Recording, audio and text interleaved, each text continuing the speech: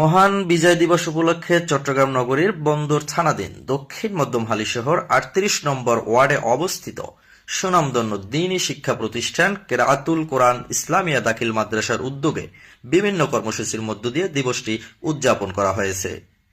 দিবসটি উপলক্ষে মাদ্রাসার শিক্ষার্থীদের অংশগ্রহণে এক বর্ণাঢ্য বিজয় র্যালি অনুষ্ঠিত হয়।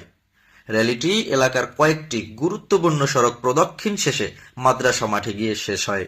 পরে সহস্র কণ্ঠে জাতীয় সঙ্গীত পরিবেশন করা হয় এবং মহান মুক্তিযুদ্ধে আত্মদানকারী শহীদদের স্মরণে বিদ্যালয় মাঠে স্থাপিত শহীদ মিনারে পুষ্পস্তবক অর্পণ করা হয়।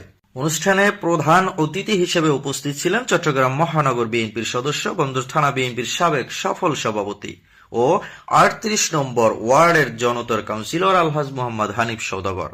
তিনি তার বক্তব্যে বলেন, মহান বিজয় দিবস আমাদের স্বাধীনতা, আত্মত্যাগ ও দেশপ্রেমের চেতনায় উজ্জীবিত করে। নতুন প্রজন্মকে সঠিক দ্বীনী শিক্ষা ও নৈতিকতার আলোকে গড়ে তুলতে শিক্ষা প্রতিষ্ঠানগুলোর ভূমিকা অপরিসীম। আমি আমার ছাত্রছাত্রীদের দৃষ্টি আকর্ষণ করছি, আপনারা সবাই কেমন আছেন? ভালো আছেন? আপনাদের আনন্দ লাগতেছে? মোটেই না।